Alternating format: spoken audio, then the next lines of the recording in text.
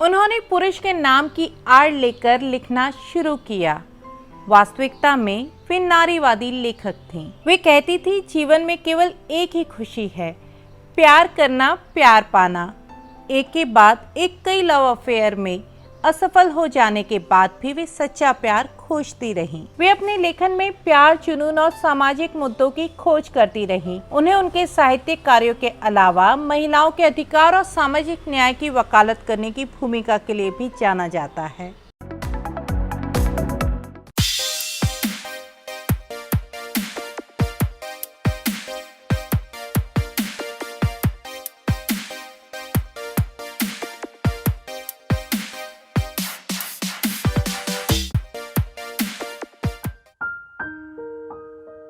नमस्कार, मैं श्रुति अग्रवाल। औरतनामा में आज हम बात कर रहे हैं 19वीं सदी की फ्रांसीसी लेखक जॉर्ज सैंड की। जी हाँ, जैसा कि मैं पहले ही बता चुकी हूँ, जॉर्ज सैंड उनका वास्तविक नाम नहीं था। उनका वास्तविक नाम अमांटिन ल्यूसिस आरोर डुपिन था, लेकिन मैडम डुपिन ने अपना अधिकांश लेखन जॉर्ज सैंड के नाम से ही किया। उस समय फ्रांस में यही चलन था। बुक पर ऑथर के रूप में एक स्त्री का नाम पाठक स्वीकार नहीं कर पाते थे। समाज इतना दकियानूसी था कि स्त्री का नाम किसी भौतिक चीज से जुड़ा हुआ देखना पसंद न था। मैडम डुपिन न सिर्फ जॉर्ज के नाम से लिखती, बल्कि उनका पहनावा भी पुरुषों की ही तरह था। वे अक्सर पैंट और कैप पहनना पसंद करती थीं, जिससे साहित्यकारों के बीच भी वे खासी चर्चा का विषय थीं। जबकि चर्चा का विषय उनकी किताबें होना चाहिए था। जल्द ऐसा हुआ भी। उन्होंने अपनी निबंध उपन्यासों से समाज को चुनौती दी। वे मानती थी कि महिलाओं को पुरुषों के समान शैक्षिक और सामाजिक अवसर मिलने ही चाहिए। साहित्य से जुड़े अधिकांश लोग इंडियाना को उनका पहला उपन्यास मानते हैं। इस उपन्यास का कथानक महिलाओं की वैवाहिक नाखुशी के साथ साथ महिलाओं के जीवन में आने वाली बाधाओं पर भी खुलकर बात करता है। कई ऐसे विषयों को छूता ही नहीं, उधेड़ कर रख देता है, जिसके बारे में पितृसत्तात्मक समाज बात ही नहीं करना चाहता। उन्होंने साहित्य सृजन के साथ साथ राजनीति पर भी निबंध लिखे। शुरुआती जीवन से ही गरीब मजदूर तबके के साथ साथ महिला अधिकारों पर भी कलम चलाई।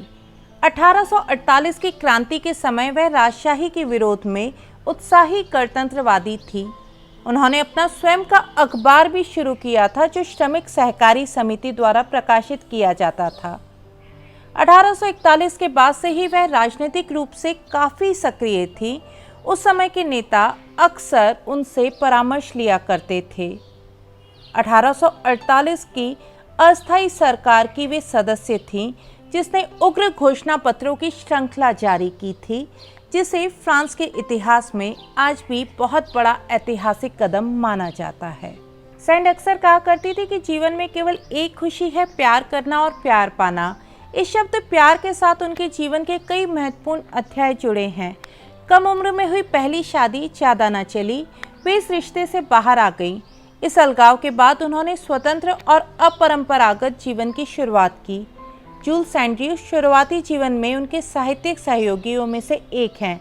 दोनों के बीच प्रेम का रिश्ता ज़्यादा न चला, लेकिन वे जीवन पर्यंत दोस्त और सहकर्मी बने रहे। इस रिश्ते ने उन्हें दुनिया को देखने समझने का अलग नज़रिया दिया। इसके बाद प्रसिद्ध कवि अल्फ्रेड डी मुसेट के साथ उनके उतार चढ़ाव भरे रिश्ते ने अक्सर टॉक ऑफ द टाउन हुआ करते थे। लेकिन इस रिश्ते के उतार चढ़ाव ने जॉर्ज को लिखने की एक नई दृष्टि दी, काफ़ी निखारा।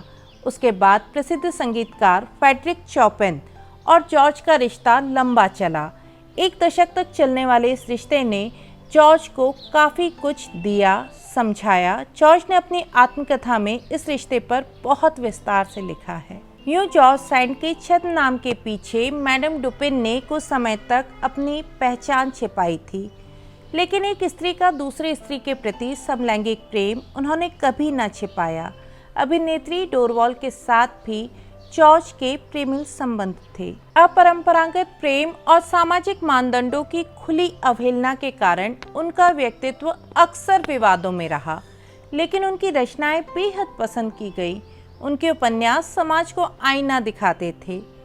Indiana, Valentine, Lelia, Jacques, Mauprat, Consuelo, the devil's pool, François the waif, Elle et Louis, ला मारे और डायबल आदि उनके चर्चित उपन्यास हैं।